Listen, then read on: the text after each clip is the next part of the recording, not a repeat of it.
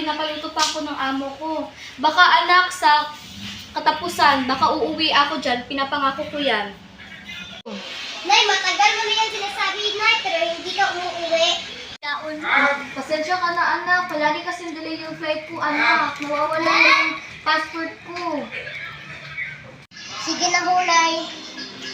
Huwag ka mag-alala. Uuwi na si Nanay. Kuya, palagi nila sinasabi ni Nanay, pero hindi natutupad. Baka naman may rason si Nanay kaya hindi siya makauwi. May rason o may pamilya? Intindihin mo nila si Nanay. Grabe yung trabaho niya sa ibang bansa.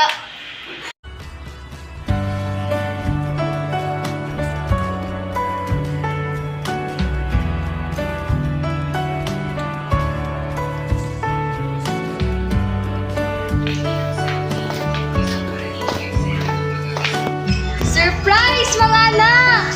Nanay! Nanay! Anak! Ano ka laki-laki mo na? Mary Jane! Princess!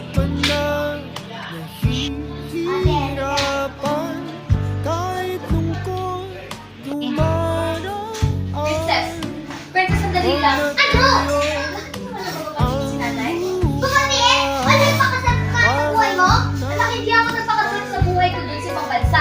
Ilang ulit ko masasabihin sa'yo. Nagtatrabaho ako para sa inyo ng mga kapatid mo. Hindi ko kayo iniwan. Hindi ka nga umuwi nung nagkasakit si Mary Jane! Anak, hindi mo ba naisip, ha? Anak, nahihirapan ako.